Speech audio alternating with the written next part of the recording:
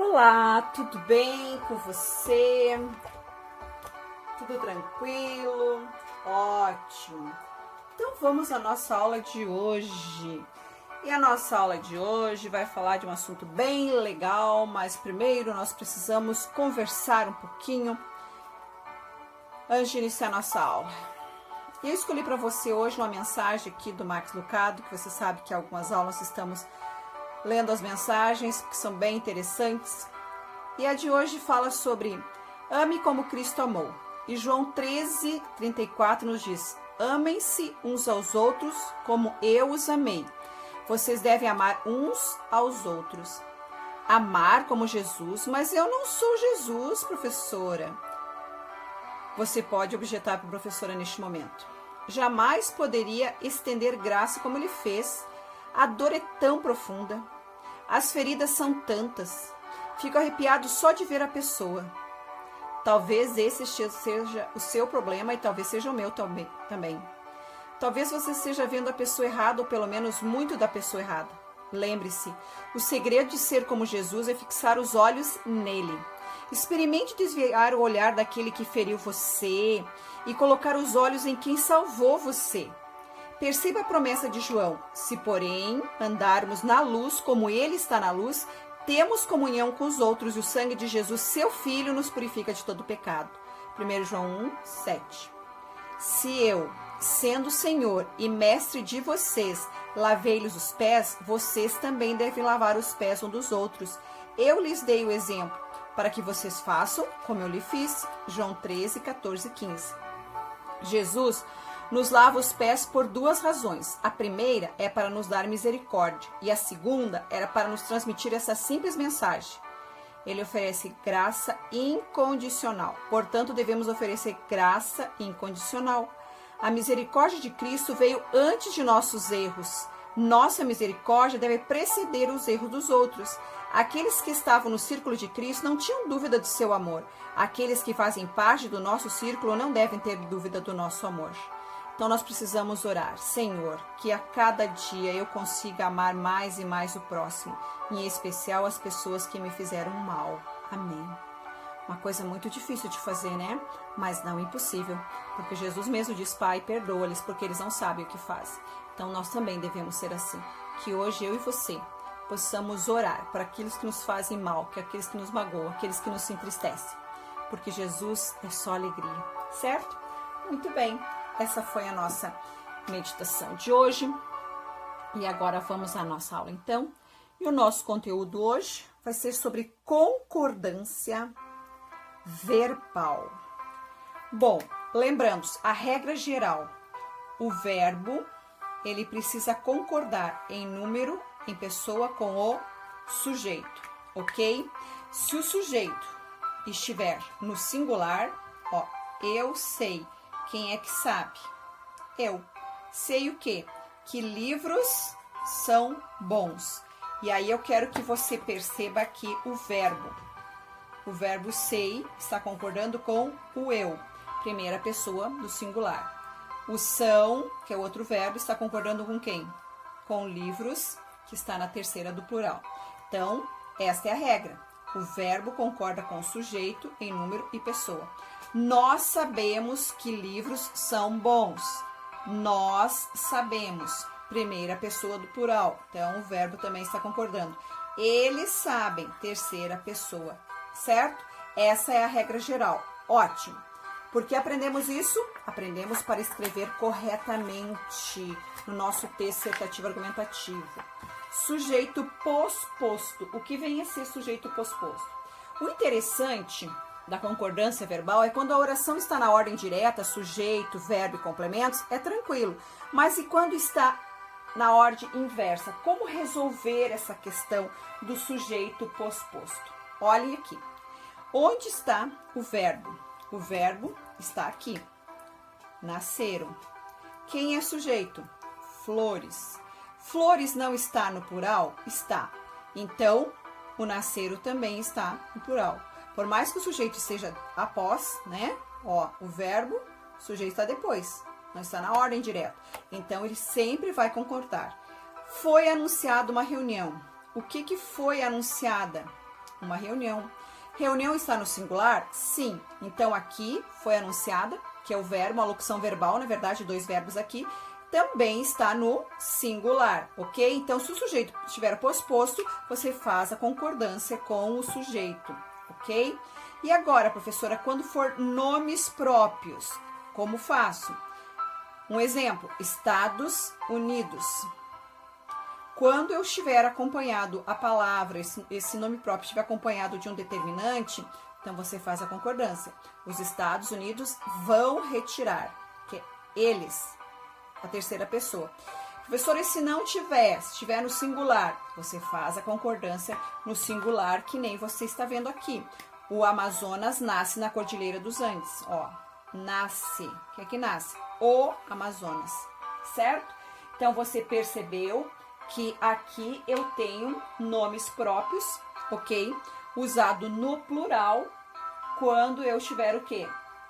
Um artigo, um determinante. O artigo está aqui, ó, no plural, vai concordar. Está no singular, vai concordar, ok? Então, e quando o sujeito é formado por um nome próprio que não tenha um artigo? Então, você vai fazer o quê? A concordância no singular. Estados Unidos é... Tarará, tarará. E continue essa oração, ok? Vimos mais algumas regrinhas aqui, ó. Vamos ver outra agora? Vamos. Vamos ver agora o sujeito composto. Bom, agora vamos ver o sujeito composto. Se o sujeito composto estiver anteposto ao verbo, esse deve ir para o plural. Então, vamos ver.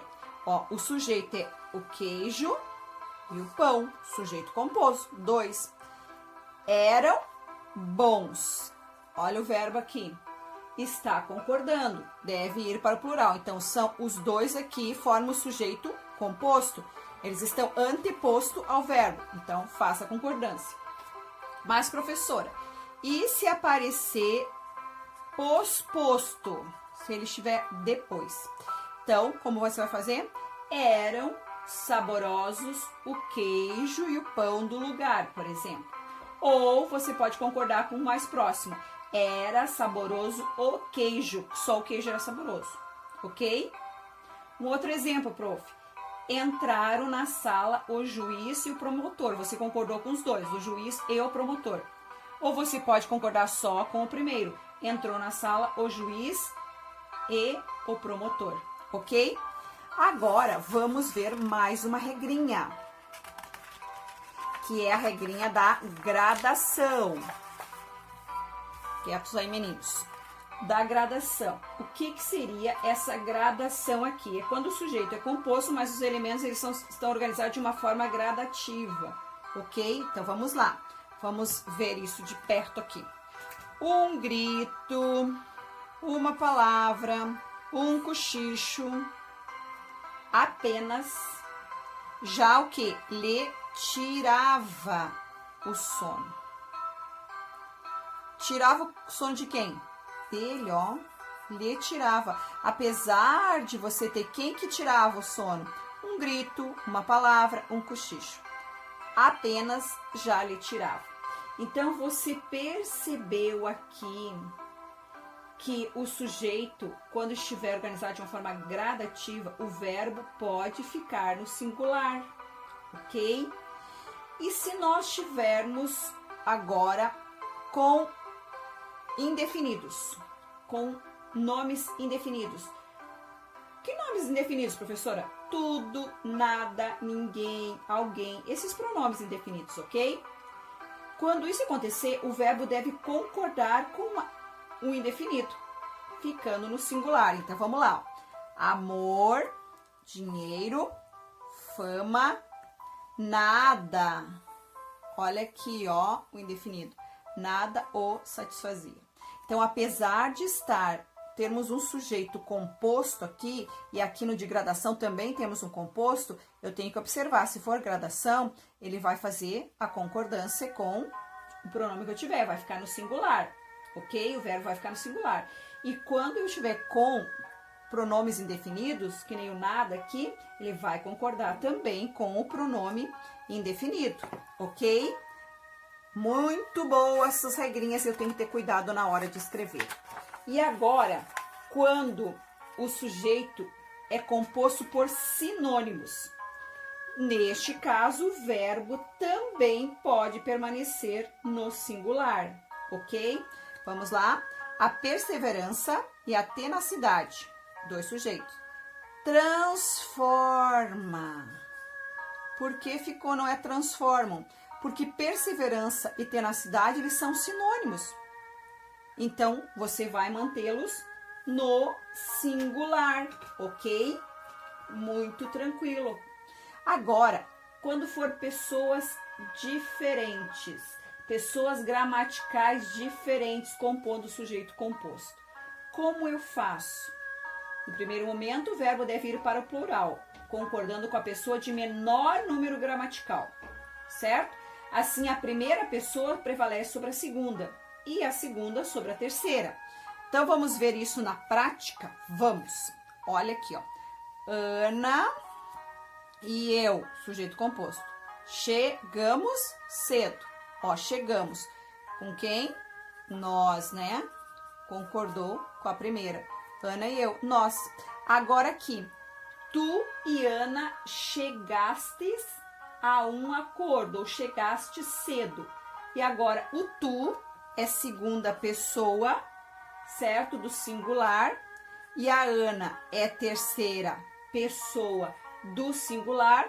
Portanto, chegastes vai ter que ir para segunda pessoa do plural. Que é quem? Que é o vós. Ok? Então, quando for pessoas diferentes, você lembre disso. Que a primeira pessoa, ela prevalece sobre a segunda. E a segunda sobre a terceira. Ok? Muito bem. Agora, vamos ver quando for coletivo partitivo. E aí, eu tenho aqui. Quando o sujeito ele se constitui não, de expressões quantitativas, por exemplo, a maioria, certo? Então, vamos lá. Ou a maior parte também, que são coletivos partitivos.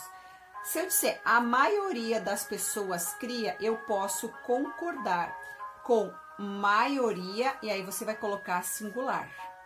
Mas você pode também concordar com pessoas e colocar plural. Então, eu posso ter pessoas, certo? Criam e posso concordar com a expressão partitiva, que é a maioria. A maioria cria ou a maioria das pessoas criam, ok? Ótimo. Agora, se for números, como farei essa concordância com números? Então, vamos lá.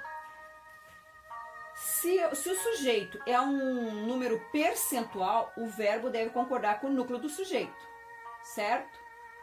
Agora, se ele for fracionário, continua a regra geral. A concordância se dá com o numeral do sujeito, certo? Então, vamos lá. 69%, ó, aqui eu tenho percentual. Então, 69% tentaram parar e não conseguiram. Se nós tivéssemos somente 1% tentou. Somente você está concordando com 1. E se você tiver 97% da população acreditam, ok?